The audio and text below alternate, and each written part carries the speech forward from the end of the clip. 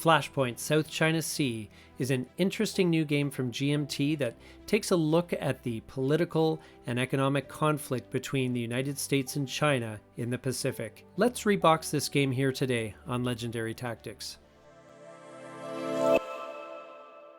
Flashpoint South China Sea is an interesting game. It's got some roots in Twilight Struggle, but I also see some elements of the Coin series in this. There's some interesting. It's an interesting kind of hybrid, but it's not a complicated game. This is just the solo rule book, which is actually thicker than the regular rule book, interestingly. But there's a little bit of overhead in sort of running the bot, and you can play as a solitaire game or as a two-player game. And overall, the rule book is very clear, and it covers a lot of current events as well, which is really interesting if you're looking to learn more about what's going on in that part of the world.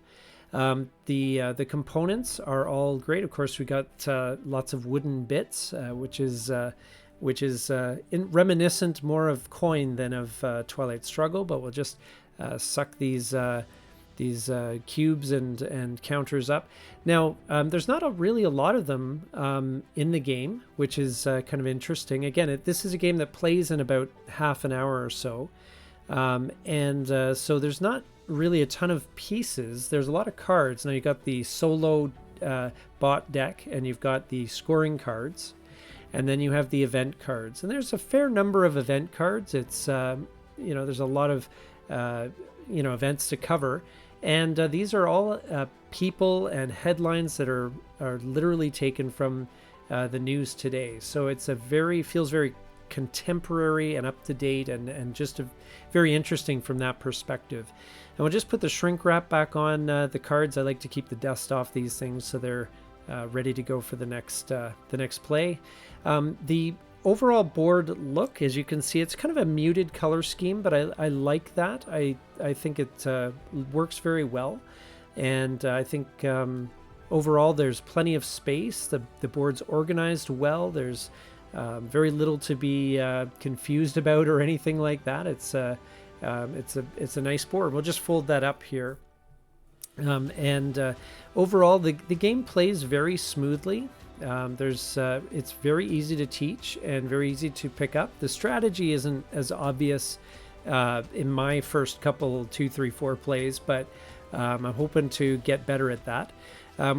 These are all the player aids and the rule book. We'll put those back in, and we'll close up the box here. There we go.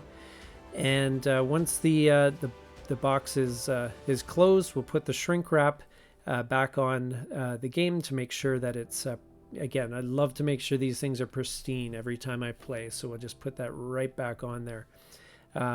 So if you're looking for something that is a relatively light GMT game, which is something of a novelty, and also something that is playable in a very reasonable amount of time, say half hour, 45 minutes, I think it would be a perfect game for a lunch hour. This would be something which I think you could get a lot of enjoyment out of.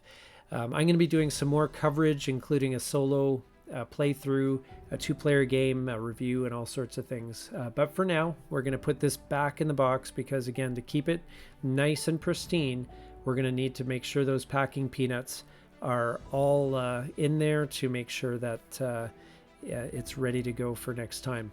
So I hope you enjoyed this video, just taking a look at the components of the game and a little bit of an overview.